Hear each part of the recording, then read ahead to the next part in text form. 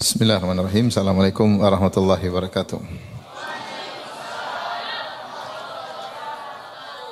Alhamdulillahi ala ihsani wa syukru lahu ala taufiqihi wa amtinani. Asyhadu an la ilaha illallah wahdahu la syarika lahu ta'ziman li sya'nih. Wa asyhadu anna Muhammadan abduhu wa rasuluhu da'ila ridwani. Allahumma salli alaihi wa ala alihi wa ashabihi wa ikhwani. Hadirin dan hadirat, para ummahat, para al-aba, wali-wali murid, para ikhwan dan akhwat, adik-adik sekalian yang dirahmati oleh Allah Subhanahu wa taala, di antara keseriusan kita untuk menyambut bulan Ramadan, kita berusaha belajar ya. Dan seperti dikatakan, sebesarnya taufik yang akan kita dapatkan di bulan Ramadan sesuai dengan keseriusan kita dalam menyambut bulan Ramadan. Kalau kita serius berdoa sebagaimana para salaf mereka berdoa untuk mendapatkan bulan Ramadan, bahkan disebutkan mereka berdoa 6 bulan selama itu untuk minta bertemu Ramadan, dan mereka serius, maka insyaallah taufik yang Allah berikan juga semakin besar. Ketika tiba saatnya, ketika tiba tamu yang dinanti-nanti, maka seorang akan semangat beribadah, berusaha mengambil pelajaran sebanyak-banyaknya dan meraih pahala sebesar-besarnya. Nah, di antara bentuk persiapan kita menyambut bulan suci Ramadan, maka pada kesempatan pagi hari ini kita akan bahas tentang madrasah Ramadan. Yaitu bulan Ramadan mengajarkan kepada kita banyak pelajaran. Dia madrasah yang singkat, ayyam ma'dudat ya. Hanya sebulan.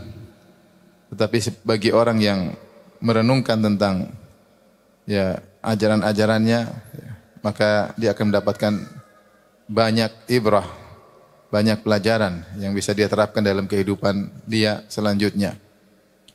Maka pada kesempatan ini saya berusaha menyebutkan beberapa poin, yaitu pelajaran yang bisa kita ambil dari Ramadan.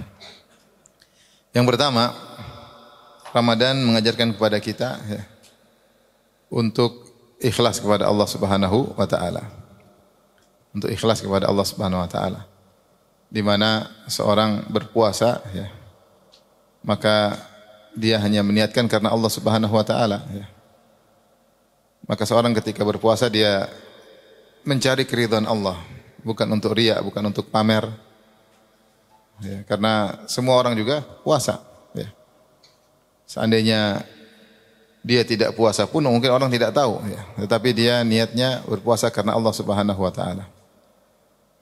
Sehingga kalau dia lanjutkan sampai pada puasa-puasa sunnah, maka dia akan semakin belajar keikhlasan. Kalau Ramadan mungkin semua orang tahu kita puasa. Tapi kalau puasa sunnah, orang tidak tahu kalau kita puasa kecuali kita mengabarkan. Makanya sebagian ulama mengatakan, kenapa Allah mengkhususkan pahala puasa dibedakan dengan pahala amal-amal soleh yang lain? Kata Allah dalam hadis qudsi, kullu amali ibni Adam lahu illa siyam. Seluruh amal anak Adam adalah untuknya kecuali puasa. Fa innahu li.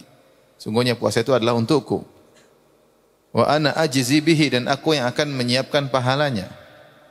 Dan ini metode Allah dalam menjelaskan bahwasanya pahalanya besar. Jadi Allah tidak sebutkan pahalanya apa, Allah mengatakan fa innahu li, puasa itu untukku, beda dengan amalan yang lain. Dan aku yang akan menyiapkan pahalanya. Yadha'u ta'amahu wa syarabahu wa syahwatahu min ajli. Dia meninggalkan makanan, meninggalkan minuman, meninggalkan syahwatnya karena aku. Ini menunjukkan keikhlasan. Orang kalau dalam rumah ingin makan, enggak ada yang tahu, tapi dia karena ikhlas, saya ini karena Allah. Sehingga dia tidak makan dan tidak minum karena Allah. Nah, ini kalau kita lanjutkan nanti dalam puasa sunnah pun demikian. Seorang ketika berpuasa, dia tidak mengabarkan kepada orang lain, maka dia dilatih untuk ikhlas.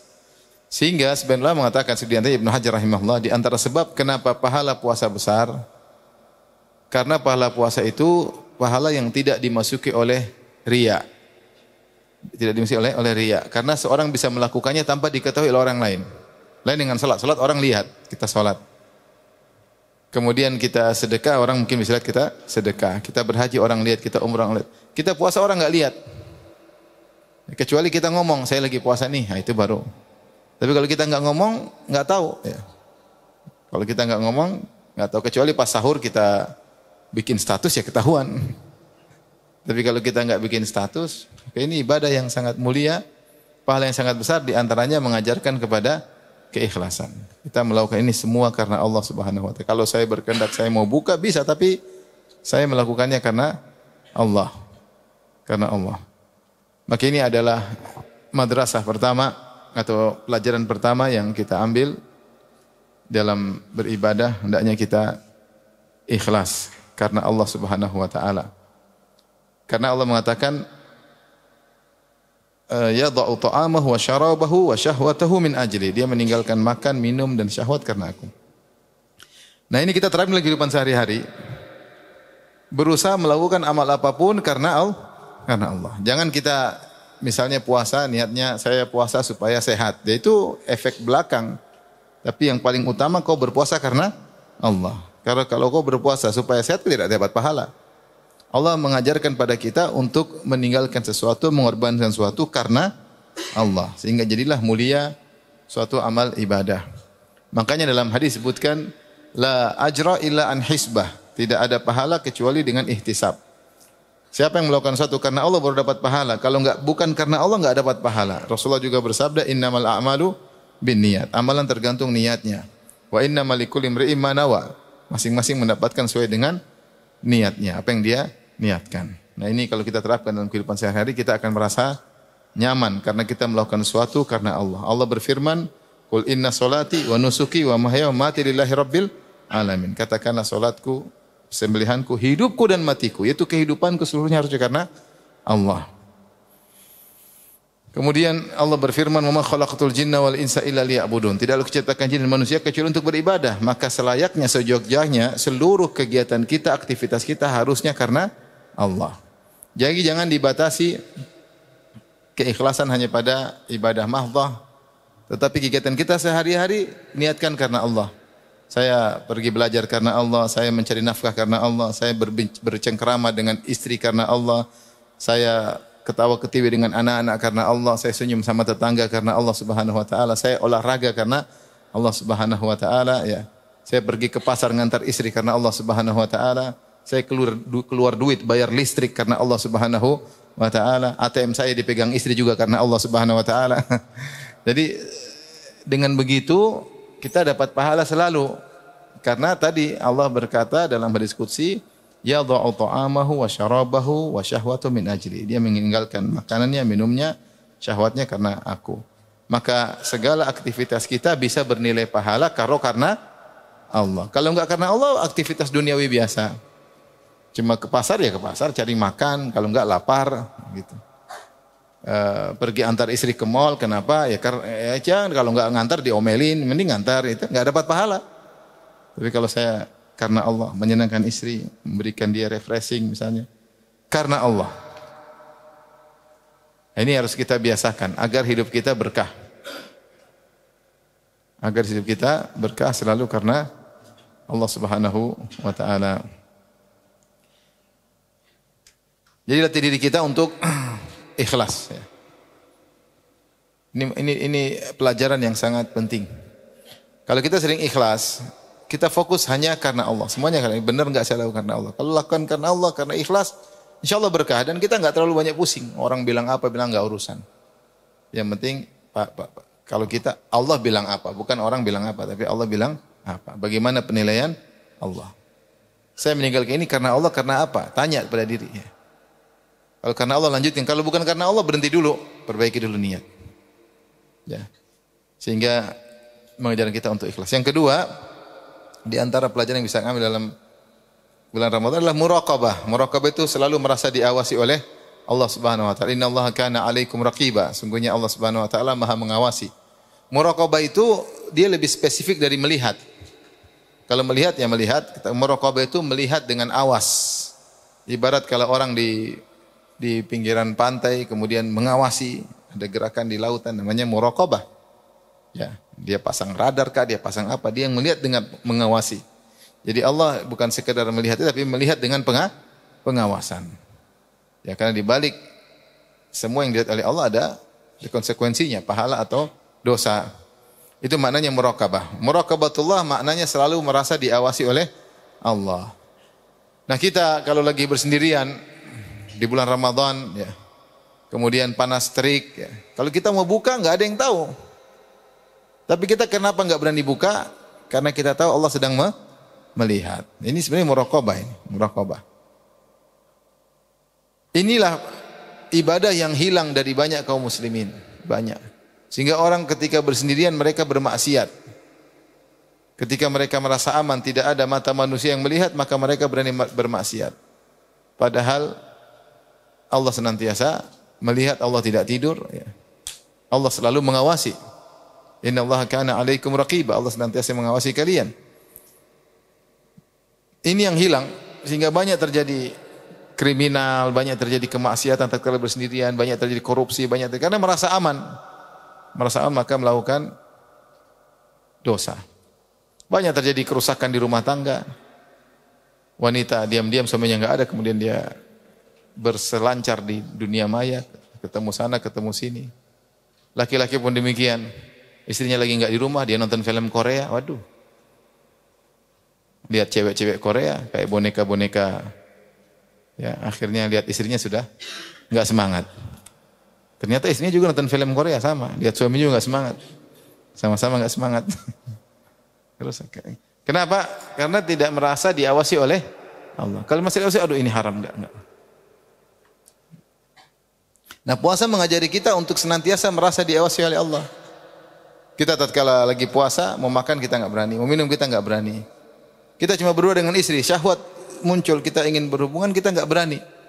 Takut batal karena Allah melihat. Ini jangan kita rasakan cuma di bulan Ramadan saja. Ini justru sangat penting pelajaran ini, merasa diawasi oleh Allah Subhanahu wa taala.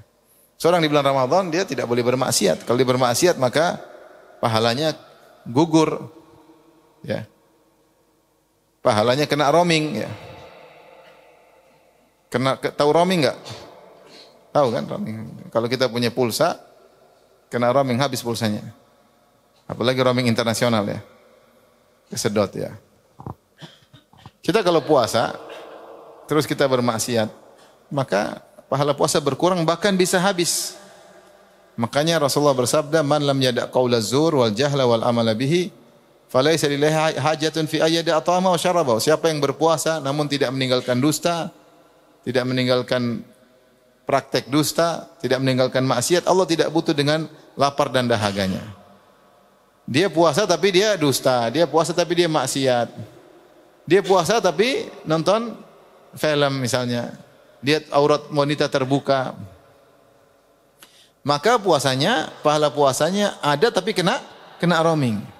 Terkikis lama-lama habis. Kenapa? Dia bermaksiat dengan maksiat mata. Ya. Dia berpuasa tapi dia mendengar gibah namimah. Dia puasa, dia berlezat-lezat dengar berita-berita tentang gibah dan namimah. Dia berpuasa tapi dia mendengar musik-musik. Maka pahalanya habis. Habis, puasanya sah, tidak perlu diqadha tapi pahalanya habis.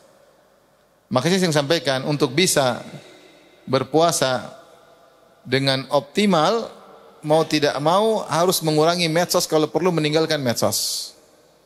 Karena kapan kita melihat aurat wanita terbuka, pastikanlah puasamu telah terkontaminasi, telah tercoreng, telah berkurang pahalanya. Sebagian banyak kau melihat wanita terbuka aurat, semakin habis pahala puasamu. Nah, kalau kita puasa kita ingin pahala kita terjaga, kita enggak mau lihat, saya takut karena malaikat catat. Allah melihat saya sedang nonton sesuatu ketika bulan Ramadan, saya tinggalin. Meskipun enggak ada yang tahu, tapi kita tinggalkan karena Allah Subhanahu wa taala. Jadi kita harus punya cara berpikir. Bukan yang penting saya selesai puasa, bukan.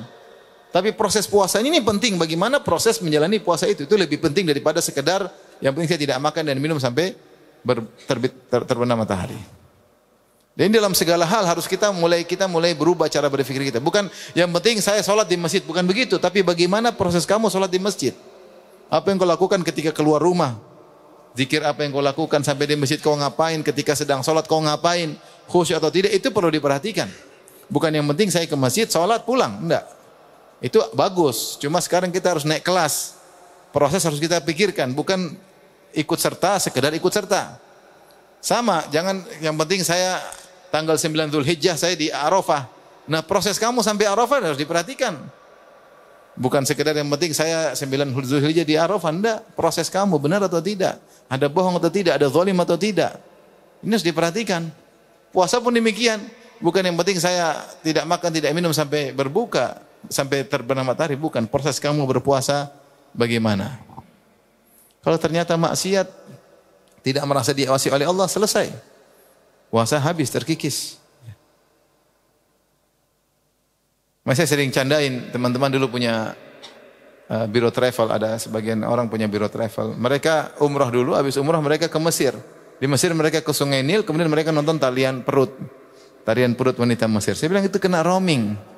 Habis semua pahala apa? Umrah kena roaming, terkikis, roamingnya internasional. Ya. Bagaimana kalau dibalik? Nonton tarian perut dulu baru ke umrah. Dua-duanya buruk. Mending mana tapi? Enggak ada yang mending, sama-sama buruk. Ini seperti ini, kita bukan yang penting saya pergi umrah selesai, bukan. Proses itu diperhatikan agar berkualitas. Nah, kita semua akan menjalani puasa, insya Allah kita puasa. Orang Islam puasa. Orang Islam lebih berani, lebih tidak berani meninggalkan puasa daripada, maksudnya lebih berani, mereka berani meninggalkan sholat tapi nggak berani meninggalkan puasa. Banyak orang seperti itu. Kalau sholat berani ninggalin, tapi kalau puasa nggak berani. Maka ini puasa sarana buat kita untuk merasa diawasi oleh Allah. Kita melatih diri. Ini bagi nasihat buat saya pribadi, kita semua, kita sekarang hidup di zaman medsos, merasalah diawasi oleh Allah. Kalau ingin lihat sesuatu di medsos, pikirkan, apakah ini saya mau menumbalkan puasa saya atau tidak?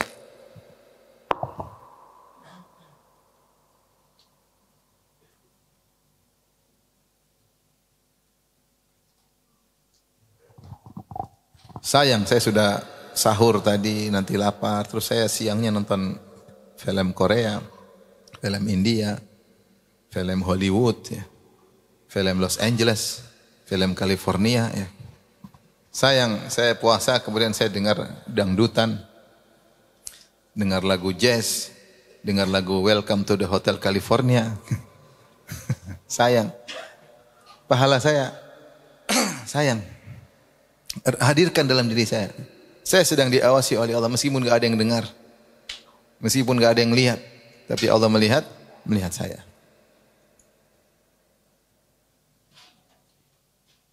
Dan itu harus kita waspadai, jangan kita gampangin.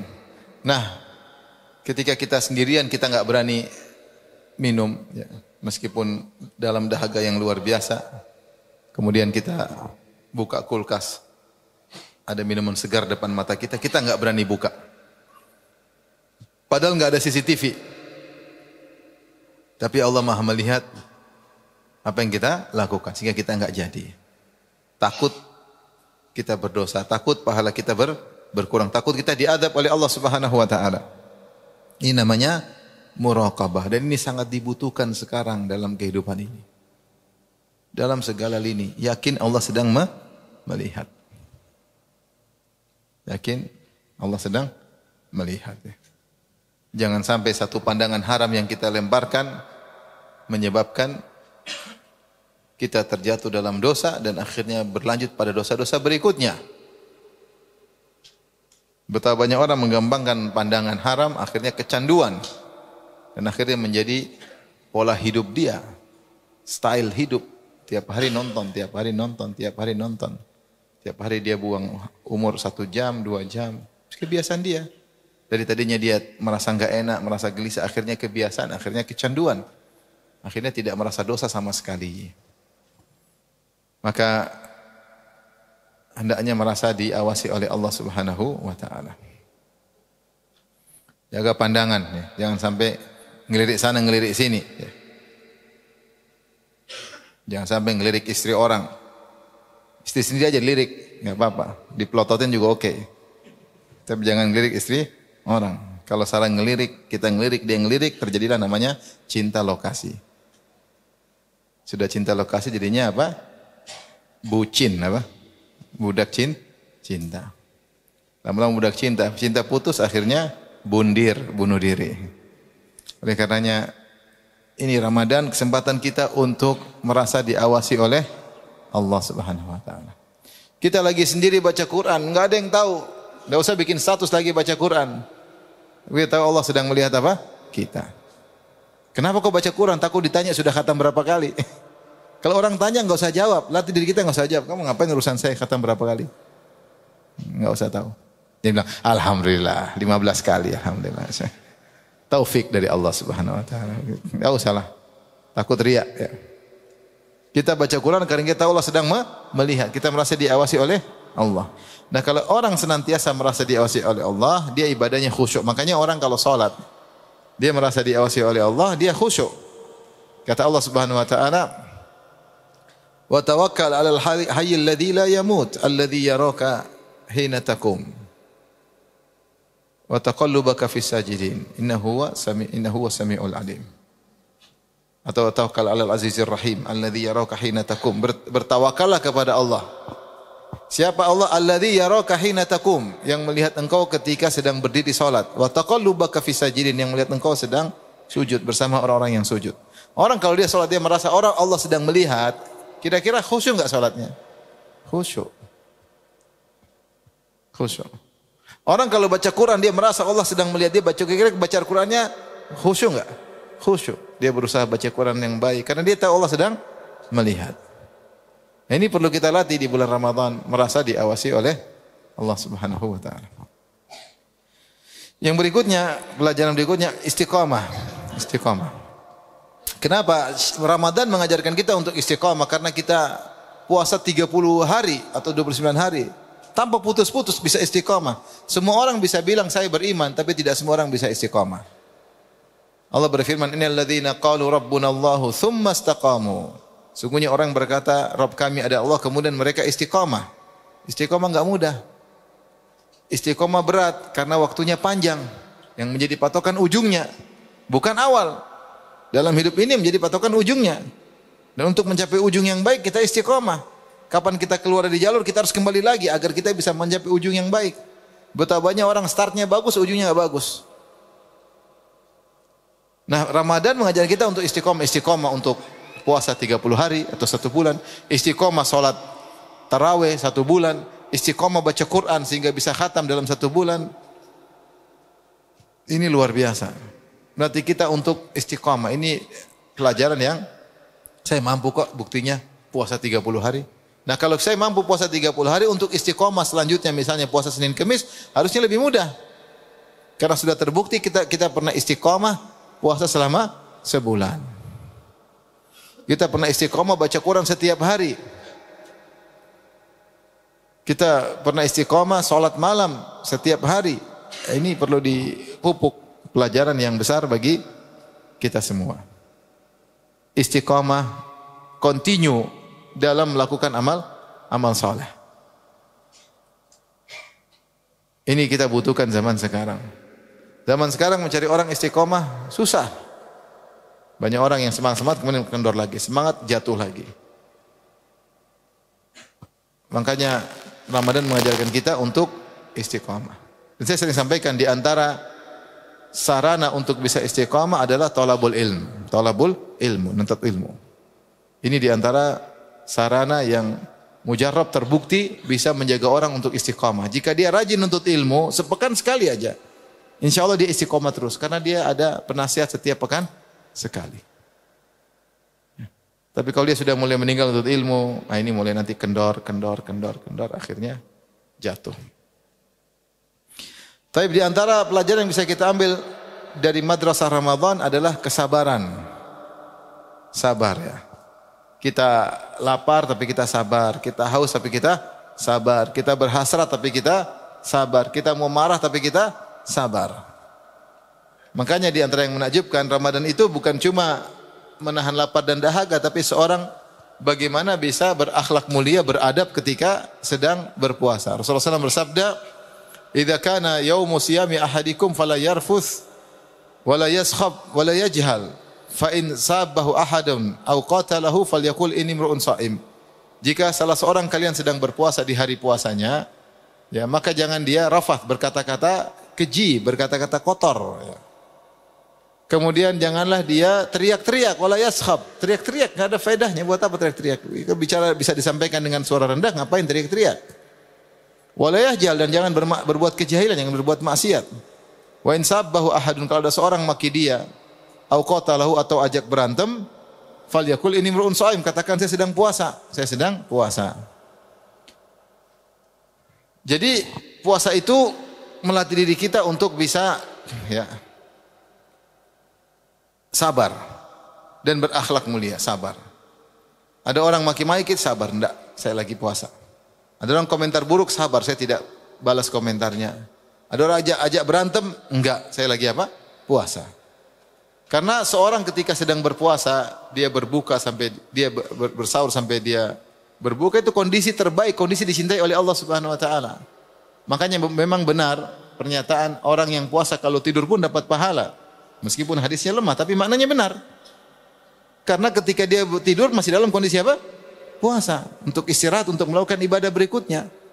Jadi kondisi dia sedang berpuasa itu argo pahala jalan terus. Maka jangan dia rusak kondisinya dengan akhlak yang buruk, dengan maki-maki. Bahkan wala yaskhab, jangan teriak-teriak.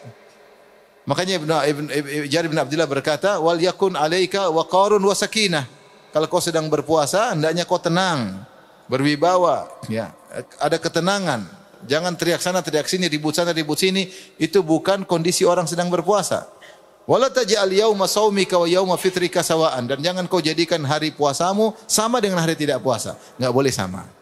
Saya kalau enggak puasa saya mungkin masih kesana kesini masih. Kalau sudah puasa beda, tenang. Jangan teriak-teriak, jangan bikin kegiatan yang tidak ada faedahnya. Sabar, ya. Sabar, harus lebih sabar. Dan ini kita bisa dapat pelajaran dari puasa. Kita mau marah, waduh kalau marah ini pahala puasa berkurang. Kita lihat makanan lezat, enggak, sabar. Ya. Tahun lalu saya di Madinah mau pulang. Di bandara. Banyak orang Indonesia satu pesawat dengan kita. Madinah, Jakarta. Mereka pada buka puasa. Mereka pada beli es krim. Waduh, ini lagi siang-siang kok beli es krim, pada enggak puasa. Mungkin mereka bilang dalilnya kalau tidak puasa ngambil sedekah. Lah waktu kemarin di hotel kenapa puasa? Kenapa cuma di bandara tidak puasa? Harusnya di Madinah pun tidak usah puasa. Di Mekah juga tidak usah puasa. Kenapa pas di hotel puasa, ketika di bandara berbuka? Kan musafir semuanya. Jadi mereka rame-rame makan kue. Maksud saya, kalaupun kau meyakini bahwasanya boleh buka puasa, jangan depan saya dong. Jangan depan orang-orang, banyak lagi puasa, hargai mereka. Kan orang lihat juga siapa kalau lagi haus ngiler atau tidak? Ngiler lah. Ya. Sabar ya, sabar. Lapar dahaga, sabar. Dan sabar ini ya pahalanya sangat besar ya. Makanya Ibnu Hajar juga menyebutkan di antara sebab kenapa pahala puasa Allah bilang saya akan berikan pahala khusus karena puasa mengajarkan kita sabar dengan 3 model sabar. Sabar dalam ketaatan, sabar dalam meninggalkan maksiat, sabar dalam musibah yang tidak menyenangkan. Sabar kita untuk taat, beribadah, maksiat kita tinggalkan, ada hal yang haram kita tidak mau kita dengar, tidak mau kita lihat. Dan sabar ketika mengalami musibah, itu kelaparan. Lapar itu kita butuh sabar menghadapinya. Sehingga orang yang berpuasa dengan benar, maka dia akan mudah bersabar. Sekali lagi, jadi kita berharap puasa kita berkualitas, bukan sekedar meninggalkan makan dan minum, tapi sabar. Ya. Ada kesabaran, tidak mudah marah, tidak mudah terprovokasi. Ya. Taib yang berikutnya, pelajaran berikutnya mengajarkan wara'. Wara' itu ya meninggalkan suatu ya hal yang haram dan meninggalkan suatu hal yang diragukan. Diragukan. Puasa, subhanallah, kita bukan cuma meninggalkan yang haram, bahkan perkara yang halal hukum asalnya kita tinggalkan karena Allah. Buktinya kita bisa makan, minum, berhubungan halal. Tapi kita meninggalkan yang halal ini karena Allah Subhanahu wa taala. Maka yang halal saja bisa kita tinggalkan karena Allah, apalagi yang haram, apalagi yang syubhat. Makanya di antara tafsir para ulama terkait dengan ayat-ayat siam. Jadi kita ayat siam dari 183. 183 Allah berfirman, ya ayyuhalladzina amanu kutiba alaikumus siyam kama kutiba alal ladzina min qablikum. Ayat 184 ayyaman ma'dudat. Faman kana minkum maridhan dan seterusnya. Ayat 185 syahr ramadhan alladzi unzila fihil Qur'an. Ayat 186 wa idza sa'alaka ibadi anni fa inni qarib. Ayat 187 uhilla lakum lailatas siyami rafathu ila nisaikum. Ayat 188 wala ta'kulu amwalakum bainakum bil batili wa tadlu biha ilal hukami li ta'kulu fariqan min amwalin nasi bil itsmi wa antum ta'lamun. Jadi ayat 183 tentang puasa. Kewajiban puasa. 182 tentang puasa itu 30 hari. Siapa yang sakit atau safar boleh diqadha. 185 ya tentang bulan Ramadan adalah bulan Al-Qur'an. 186 tentang berdoa kepada Allah. 187 tentang dihalalkan untuk makan dan minum berhubungan di malam hari. Kemudian Allah berkata di akhir ayat tersebut, wala tubashiruhunna wa antum aqifuna fil masajid tilka hududullahi fala taqrabuha kadzalika yubayyinullahu ayatihi lin-nasi la'allahum yattaqun. Inilah batasan-batasan Allah, jangan kalian dekati. Yaitu kalau siang jangan makan, jangan minum, jangan berhubungan. Kalau lagi itikaf jangan berhubungan dengan istri. Kemudian kata Allah, tilka hududullah, inilah aturan-aturan Allah, fala taqrabuha, jangan kalian dekati untuk dilanggar. Kadzalika yubayyinullahu ayatihi, demikianlah Allah jelaskan ayat-ayatnya linnasi kepada manusia, la'allahum yattaqun, agar mereka bertakwa. Setelah itu Allah berfirman, janganlah kalian memakan harta di antara kalian dengan cara yang batil. Wa tudlu biha ilal hukami, dan kalian bawa urusan ke pemerintah, ke penguasa untuk bisa merampas harta saudara kalian padahal kalian tahu itu dosa. Kata para ulama, Allah menyebutkan tentang larangan memakan harta dengan cara yang batil setelah menyebutkan ayat-ayat puasa untuk mengajarkan kepada kita jangankan harta yang batil. Makanan yang halal saja hukum asalnya bisa kita tinggalkan, apalagi yang hukum asalnya apa? Haram. Jadi puasa mengajarkan kepada kita agar kita wara. Ini yang halal aja bisa kita tinggalkan. Ini halal tapi saya sedang puasa, saya enggak mau. Puasa wajib, puasa sunnah. Enggak, ini halal tapi saya enggak mau. Nah, kalau yang halal aja kau bisa tinggalkan, apalagi yang syubhat. Apalagi yang haram. Makanya setelah itu di akhir setelah ayat puasa Allah mengatakan jangan kalian makan harta dengan cara yang batil di antara kalian. Maka pedoman hidup kita semua yang syubhat tinggalkan. Kalau ada orang ajak kita untuk melakukan suatu bisnis, kita ragu, enggak usah. Enggak mau. Kenapa enggak mau? Saya enggak siap dihisab. Yang halal saja bisa saya tinggalkan karena Allah, apalagi yang syubhat. Saya enggak siap dihisab. Kalau Allah tutup jalan ini, masih ada jalan yang lain. Rezeki di tangan Allah Subhanahu wa taala. Apapun dalam muamalah ada keraguan, tinggalkan. Karena engkau pernah berhasil selama 30 hari meninggalkan yang halal karena Allah. Yang syubhat mudah tinggalkan. Yang ketinggalkan 30 halal karena Allah, kau masih bisa hidup, masih nyaman. Apalagi yang syubhat, apalagi yang haram. Tidak usah spekulasi, hidup ini cuma sekali. Berani kita spekulasi, kejebak dalam satu muamalah yang haram, sampai mati kita bermuamalah yang haram, binasa kita. Sekali kita nekat terjebak dalam satu muamalah yang syubhat, sampai mati kita bermuamalah dengan itu kadang-kadang. Repot kita hari kiamat. Kalau tidak siap dihisab, enggak usah. Kalau kira-kira sekarang datang KPK nanya, kau bisa jawab? Itu KPK saja enggak bisa jawab, gimana kalau Allah yang tanya? Kalau kau diaudit, kau enggak bisa jawab, sudah jangan coba-coba. Jangan coba-coba. Ini kalau saya perlu ingat, kenapa orang sekarang nekat sekarang? Cari harta, syubhat enggak jelas, yang penting dapat apa? Untung. Bisnis enggak jelas. Dan mulai tersebar terkadang di kalangan ikhwan-ikhwan ada bisnis-bisnis enggak jelas, tinggalkan. Jangan malah jadi pelaris ya. Karena puasa mengajarkan kepada kita jangankan yang haram, yang halal saja bisa kita tinggalkan. Pelajaran berikutnya yang keberapa ini? Yang keenam. Ikut empati dan merasakan kesulitan orang lain. Dengan puasa kita tahu tentang perihnya perut ketika lapar. Dengan puasa kita tahu bagaimana dahaga itu enggak enak. Sehingga kita merasa perhatian sama orang lain. Mengetahui bagaimana rasanya orang susah. Sehingga kita iba dan kita menjadi lebih sosial. Bayangkan orang tinggal di Indonesia, kemudian kerja, capek loh kerja ke pasar ke sini sedang hari Ramadan. Apalagi kuli-kuli ngangkat barang, turunkan naikkan. Maka itu semua kalau kita lakukan kita pasti capek. Ya. Kita tahu bahwasanya ya lapar itu enggak enak. Lapar itu tidak enak. Dan lapar itu bisa bikin orang marah, ya enggak? Banyak orang ribut, berkelahi, demo, urusan perut karena kelaparan. Kalau perut udah kenyang, udahlah, enggak urusan. Tapi kalau perut lapar, orang mudah emosi. Makanya Ibnu Hajar menyebutkan ketika menjelaskan tentang keutamaan sahur, sahur menjaga akhlak seorang. Kenapa kalau orang sahur dia tidak lapar? Kalau tidak lapar dia tidak mudah marah. Tapi kalau dia lapar dia mudah marah. Ya. Nah kalau kita tahu lapar itu enggak enak, kita jadi kasihan sama orang. Kita tahu haus itu tidak enak, maka kita mudah kasihan sama orang yang miskin. Bahkan kita akan kasihan sama orang-orang jomblo. Ya. Karena kita tahu ketika kita berhasrat, tahu-tahu enggak boleh, gitu rasanya nunggu waktu buka rasanya lama banget ya. Nah bagaimana dengan orang yang kemudian jomblo ya? Yang duda, yang janda, kasihan.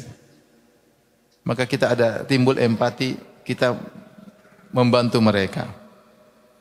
Nah, disinilah muncul kepekaan sosial. Dan ini yang selalu saya sampaikan, dan ini nasihat kepada para guru-guru secara umum. Antum sekarang sedang mengajar Gen Z ya. Gen Z ini agak aneh daripada yang lainnya. Ya, Gen Z ini gen yang rasa kepekaan, pekewuh mulai hilang. Mulai hilang. Sehingga mereka punya cara hidup sendiri. Sekarang banyak yang mengeluh, Ustaz, sekarang yang karyawan-karyawan Gen Z itu kalau dimarahin sama owner atau dimarahin oleh direktur langsung berhenti, langsung resign. Dia enggak mikir panjang, dia ya sudah. Kenapa saya dimarahin? Resign. Subhanallah. Dan mereka sekarang tidak punya pekewuh. Yang karena itu semua karena banyak beraktivitas interaksi dengan gadget. Namanya pekewuh, kepekaan itu dengan interaksi sosial secara langsung dengan teman-teman dengan orang tua. Saya kaget waktu saya artinya di Mekah ada penuntut ilmu masuk kamar saya kemudian main game depan saya, dia tidak malu. Kalau teman-teman atau kita dulu main game ya malulah sembunyi-sembunyi biar enggak ketahuan.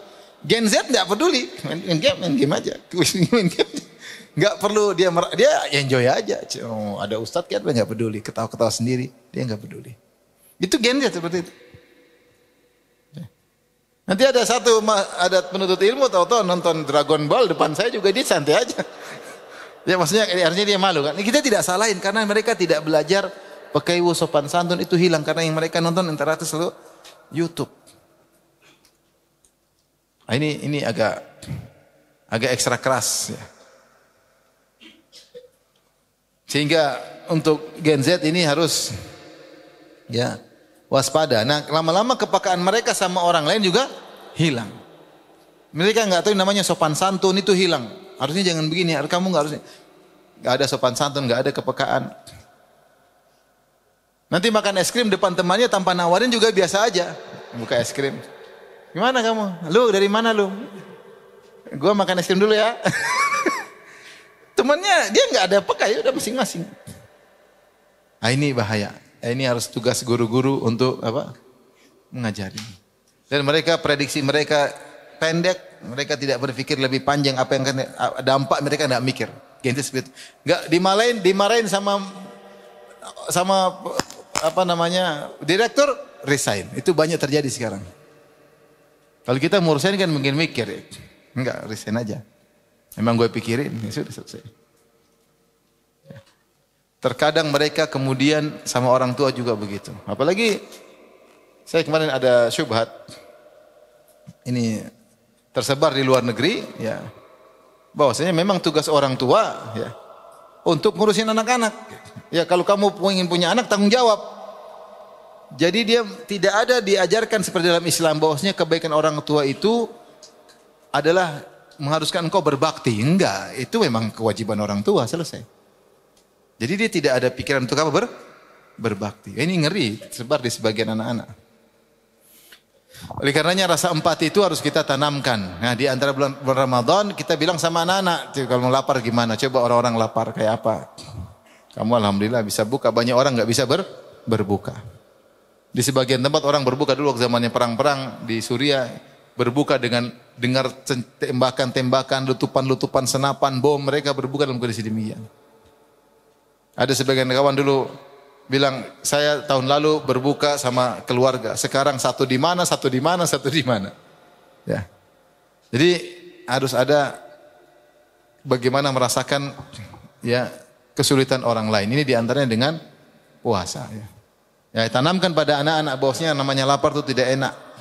Gara-gara lapar banyak masalah yang timbul. Gara-gara lapar banyak masalah yang timbul. Maka harus kita peka, sosial, membantu orang yang susah. Baik, kemudian di antara pelajaran yang bisa kita ambil dari puasa, kita bisa meninggalkan kebiasaan buruk. Contoh, sebagian orang kecanduan rokok, ternyata dia 100 siang dia bisa tidak merokok. Tapi karena dia sudah setting pikirannya, begitu azan Allahu Akbar yang pertama dia buka dengan rokok. Ini salah. Tapi sebenarnya dia mampu. Buktinya dia bisa tidak merokok selama berjam-jam. Tinggal dia setting pikiran dia, saya bisa melanjutkan lagi. Ya, saya bisa melanjutkan lagi. Bahwasanya kebiasaan buruk yang bisa dilakukan seorang bisa dia tinggalkan. Nah, ini kesempatan untuk bertobat kepada Allah di bulan Ramadan. Orang yang terbiasa misalnya nonton film, dia saatnya bertobat kepada Allah. Mumpung suasana sangat kondusif. Ya. Sehingga kebiasaan buruk dia berusaha dia tinggalkan, ya. Ini diantara faedah pelajaran, kita mampu kok. Mampu. Bisakah kita bulan Ramadan tidak gibah? Bisa, insya Allah. Kenapa tidak gibah? Saya kebiasaan suka gibah, bilang. Saya biasa gibah, hari ini satu hari ini saya enggak mau gibah. Kenapa? Karena gibah membatalkan pahala puasa. Kita mau ngomong, kita pikir, aduh, kenapa saya harus ceritain kejelekan dia? Nanti pahala puasa saya gugur. Ya, ternyata kita berusaha, kita bisa meninggalkan seharian enggak gibah. Dia tinggal lanjutkan hari kedua, hari ketiga dan seterusnya. Nah, saya kebiasaan buruk bisa kita tinggalkan. Kebiasaan merokok, kebiasaan gibah, kebiasaan nonton, kebiasaan macam-macam. Tapi yang berikutnya, Ramadan mengajarkan kita untuk indhibat, disiplin. Kita menjalani rutinitas di bulan Ramadan dengan disiplin. Bangun sebelum subuh, kita sahur, kemudian kita sholat di masjid, aktivitas, kemudian kita siap untuk berbuka tepat pada waktunya. Ini disiplin. Kita tahu sahur kita hanya terbatas sampai sekian, kita tahu, karena ketika azan enggak boleh lagi makanan minum.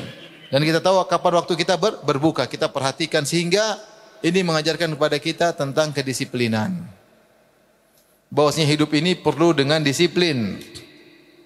Kalau tidak disiplin, kita enggak ngatur, akan banyak waktu kita yang terbuang. Ramadan mengajarkan kita bahwasanya waktu itu sangat berharga.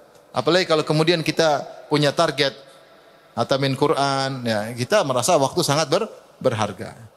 Yang selama ini kita buang-buang waktu, kita bisa mengetahui waktu sangat berharga. Sebagaimana perkataan sebagian salaf, perkataan Az-Zuhri An-Nakhai, mereka berkata, satu tasbih di bulan Ramadan seperti 1000 tasbih di bulan-bulan yang lain. Kita bilang subhanallah seperti 1000 kali subhanallah di bulan yang lainnya. Bahkan sebagian mereka tabi'in berkata, satu rakaat seperti di bulan Ramadan seperti 1000 rakaat di bulan yang lainnya. Sehingga dia tahu waktu ini sangat berharga.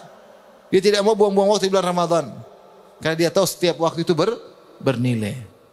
Ada pahala sangat besar di balik setiap detik. Apalagi bulan Ramadan, pahala lipat gandakan secara kuantitas maupun kualitas. Nah, ini kita ajar anak-anak, hidup ini harus disiplin. Kalau kau tidak disiplin, tidak menghargai waktu, kau tidak menghargai umurmu dan kau tidak menghargai umur orang lain. Makanya di antara pekerjaan yang paling saya jengkel menunggu. menunggu ada acara nggak jadi-jadi, itu orang buang umur saya gara-gara harus nungguin dia. Makanya saya tidak suka menunggu dan saya juga tidak suka ditunggu. Kalau saya lagi terlambat saya kasih tahu mulai jam berapa, kasih tahu sama jamaah. Saya mau mulai jam sekian agar mereka bisa manfaatkan waktu. Mau baca Quran, mau apa. Ini orang selalu terlambat. Bikin orang lain juga semua pada menunggu. Dia membuang umurnya, membuang umur orang lain. Gara-gara dia. Zalim sama orang lain. Ya. Zalim sama orang lain. Seperti apa contoh? Kalau kita umroh rame-rame atau haji rame-rame. Kita bilang jam 10 berangkat. Molor. Jamaah ada yang setengah 10 sudah di bis nungguin. Ada yang molor santai. Kemudian turun jam 10.15 merasa tidak bersalah. Udah nunggu dari tadi 45 menit nungguin kamu, tahu enggak? Tidak merasa. Itu apa itu? Karena itu pola hidup sehingga dia bawa ketika haji dan umrah. Tidak merasa bersalah. Padahal orang nunggu, ada yang sampai nunggu setengah mati, gara-gara dia kita nggak jalan karena satu rombongan, kalau dia nggak turun nggak jalan. Zalimi orang, seperti itu. Nah Ramadan ngajarin kita disiplin. Sahur ada waktunya, buka ada waktunya. Saya masih ingat Syekh Abdul Razak, saya masih S1, belajar di kuliah hadis. Ada dosen ngajar saya, kemudian ada waktu 10 menit untuk istirahat. Perpindahan dari satu hisah ke hisah berikutnya, jam 1 ke jam berikutnya. Ini dosen ceramah terus, nggak keluar-keluar. Syekh Abdul Razak datang langsung ketuk pintu. Maaf, ini waktu untuk mahasiswa biar mereka istirahat. Ditegur itu dosen. Disiplin. Ya karena kalau ini dosen tidak keluar, langsung lanjut jam berikutnya, mahasiswa tidak siap karena tiba-tiba pelajaran berikutnya. Beda kalau mereka istirahat sebentar. Hidup disiplin. Kalau disiplin, insya Allah lebih baik. Disiplin dalam belajar, disiplin dalam mencari nafkah, disiplin dalam beribadah, disiplin dalam, insya Allah. Mengajarin kita tentang pentingnya waktu, Ramadan mengajar kita tentang pentingnya waktu dan disiplin. Ini zaman sekarang orang banyak tidak disiplin. Ya. Di sekolah tidak disiplin, kerja tidak disiplin, jadi murid tidak disiplin, jadi guru tidak disiplin. Jadi suami tidak disiplin. Jadi istri apalagi tidak disiplin. Kalau sudah tidak disiplin, dia rugi sendiri, merugikan yang lain. Itu masalahnya situ. Merugikan orang lain. Jangan menzalimi orang gara-gara kamu tidak disiplin. Karena terkadang efek domino, gara-gara kau tidak disiplin, akhirnya yang lain juga pada kena ya. Apalagi ditunggu di pesawat mau berangkat. Masih satu penumpang lagi. Tunggu. Ayo, itu akhirnya datang masuk semua pada ngelotot. Ya karena dia menzalimi, gara-gara dia pesawat terlambat. Janganlah. Tapi yang berikutnya di antara pelajaran dalam Ramadan adalah kita belajar planning, itu perencanaan.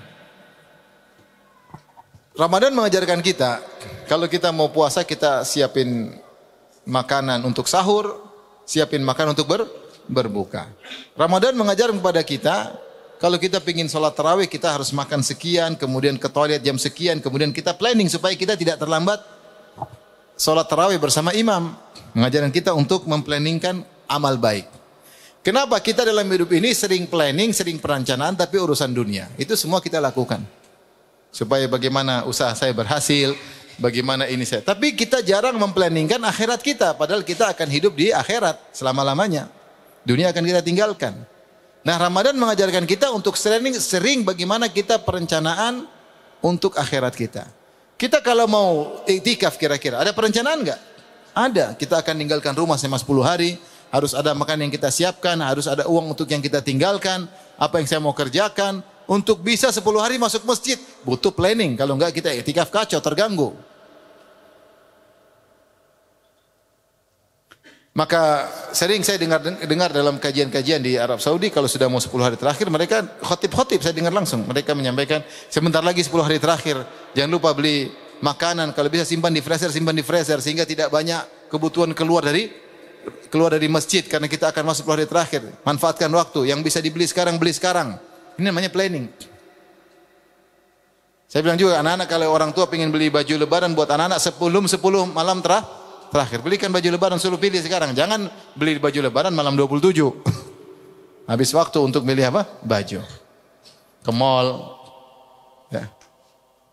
Ke mall. Ya. Orang lagi sibuk baca Quran, dia sibuk ke mall. Nah ini penting. Kenapa ikhwan? Hidup ini kalau kita enggak planningkan untuk akhirat kita, kita buang-buang umur. Kacau. Di antara yang bisa kita planningkan dalam hidup ini, kita di Ramadan, bagaimana cara bisa menghatamkan Quran? 5 kali misalnya. Kita planning, berarti setiap hari saya harus baca 5 juz minimal. Caranya bagaimana? Setiap sholat 1 juz. Bagaimana caranya? Mungkin sebelum sholat setengah juz, ba'diyahnya setengah juz. 5 waktu, 5 juz. Selama 30 hari, 5 kali khatam. Ini planning, kalau nggak planning nggak bisa. Dan harus planning dan harus disiplin. Kalau nggak berhasil. Nggak berhasil. Nah ini planning akhirat. Sekarang coba kita tanyakan diri kita. Apa planning kita tentang akhirat? Apa proyek kita? Proyek akhirat itu apa? Sebagian orang proyek akhirat aja. Dia bangun masjid, dia planning. Saya punya gaji sekian, saya store ke sana bikin masjid. Sebagian orang planning. Para ulama dulu punya planning untuk bikin buku. Mereka punya target, mereka bikin buku, mereka baca, kapan nulis, kapan ada targetnya. Hidup ini kalau kita nggak pakai target, nggak pakai jadwal, aduh, kacau. Ada nggak target untuk hafal juz 30? Kalau nggak ada, hidup jalan aja. Tapi kalau punya target ada, kita rencanakan. Saya 1 bulan ngapal berapa surat, saya akan storekan, saya akan murojaah, planning untuk akhirat kita. Nah sekarang ini kita mau bulan Ramadan, planning, saya ingin bersedekah. Sekarang meluang, semampu kita, nanti bulan Ramadan saya mau habisin. Buat saya sedekahkan. Ini pelajaran berharga, bahwasanya hidup ini harus direncanakan. Harus diatur, disusun strategi. Agar ada hasil dan buahnya.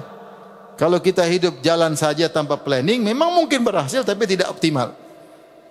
Tidak optimal. Kalau hidup tidak kita targetkan, kacau. Oleh karenanya, kita sudah sangat pandai target urusan dunia. Pokoknya target penjualan harus berhasil. Sekian persen, target. Marketing harus sekian. Target kita jago. Urusan dunia yang mau kita tinggalkan. Nah sekarang bagaimana untuk akhiratmu? Sudah kau targetkan belum? Sudah kau planningkan enggak? Ini harus kita pikirkan agar kita sukses dunia maupun akhirat ya. Yang terakhir mungkin saya ingin sampaikan bahwasanya Ramadan mengajarkan kita untuk sering berkhalwat dengan Allah Subhanahu wa taala, berdua-duaan dengan Allah Subhanahu wa taala. Kita sering bercengkerama dengan manusia, ada faedahnya. Ada saatnya kita bercengkerama dengan istri, situ ada kebahagiaan. Ada saatnya kita bercengkerama dengan kawan-kawan kita, di situ ada kebahagiaan. Ada saatnya kita bercengkerama dengan kolega kita, di situ ada kebahagiaan. Tapi ada saatnya kita bercengkerama dengan Allah, berdua-dua dengan Allah, dan itu lebih bahagia daripada yang lainnya. Di bulan Ramadan, di waktu i'tikaf, saatnya kita berkhalwat dengan Allah. Putuskan segala relasi dengan makhluk, connecting dengan Allah. Kata Ibn Rajab Al-Hambali tentang i'tikaf, yaitu hakikatul i'tikaf, hakikat i'tikaf, qatul alaik anil khalaik wa ittisalu bi khidmatil khaliq. Meninggalkan segala relasi dengan manusia dan nyambung dengan Allah Subhanahu wa taala. Harus kita seriusi. Coba bagaimana saya berlezat-lezat tanpa connecting dengan orang lain? Bisa, banyak yang saya lakukan. Di antaranya dengan i'tikaf. Di antaranya kita bersendirian di kamar baca Quran. Berlezat-lezat baca Quran, kita baca terjemahannya, kita baca tafsirnya, kita berlezat-lezat di situ. Di antaranya kita bersendirian baca kitab sambil minum kopi, lezat. Kopinya juga lezat. Sini belajar. Bersendirian atau nonton YouTube tentang suatu pelajaran sambil kita renungkan sambil minum kopi. Ya. Kalau nggak minum kopi ya teh, nggak ada teh air putih ya. Berduaan, tidak ada yang istri nggak tahu yang lain, kita berduaan. Namanya khalwat. Indah antum bangun malam jam 2 antum baca Quran sendirian. Hanya Allah yang lihat antum baca Quran. Ini namanya khalwat. Radan mengajarkan demikian. Kata Ibnu Qayyim, kenapa? Nanti kalau kau mati di kuburan kau sendirian. Kalau kau sudah terbiasa bahagia dalam kesendirian, insya Allah di kuburan juga apa? Bahagia. Kau di dalam kuburan sendirian. Kau akan dipanggil oleh Allah ketika dihisab juga sendirian. Kalau sudah terbiasa kau bersendirian dengan Allah, nanti dihisap mudah. Sudah biasa bersendirian dengan apa? Allah. Maka jangan selalu mencari kebahagiaan dalam interaksi. Benar kita ada kebahagiaan. Interaksi ketemu istri, ketemu anak, ketemu kawan, ketemu teman kantor. Interaksi ketika jalan bareng, olahraga bareng. Itu semua benar interaksi datang kebahagiaan. Tapi itu masih kurang. Yang paling indah, yang paling kita butuhkan perbaiki jiwa kita adalah ketika kita berkhulwat dengan Allah Subhanahu wa taala. Ini pelajaran Ramadan, jangan kita tinggalkan. Jadi kalau mau baca Quran Bapak-bapak, Ibu-ibu, HP matikan. Jadi terwujudkanlah khalwat tersebut. Ayo baca Quran sama HP nyala, WA nyala. Innallaha malaikatahu ting tang. Ting tang. Tadi di mana? Auzubillahi minasyaitonir rajim. Hilang. Hilang manisnya Al-Qur'an karena dipotong dengan apa? Dengan ting tong ya. TikTok seterusnya. Kita harus berani sekarang, kita lagi baca, kalau ada orang mau bicara, saya lagi sibuk maksudnya. Ya, jangan ganggu saya. Target belum selesai. Baca. Jangan sebaliknya pekewo sama manusia, kita tutup firman Allah, kita ngomong sama dia. Kita enggak pekewo sama Allah, pekewo sama manusia. Mau saya latih diri kita untuk bahagia tatkala kita bersendirian. Ini Ramadan saatnya. Kita sudah sering bahagia dengan baca berita, sekarang saatnya kita bahagia bersendirian baca Al-Quran, berita akhirat. Baik, ini saja mungkin bisa saya sampaikan kepada hadirin hadirat ya, tentang pelajaran yang bisa kita ambil. Demikian, wabillahi taufiq hidayah. Assalamualaikum warahmatullahi wabarakatuh.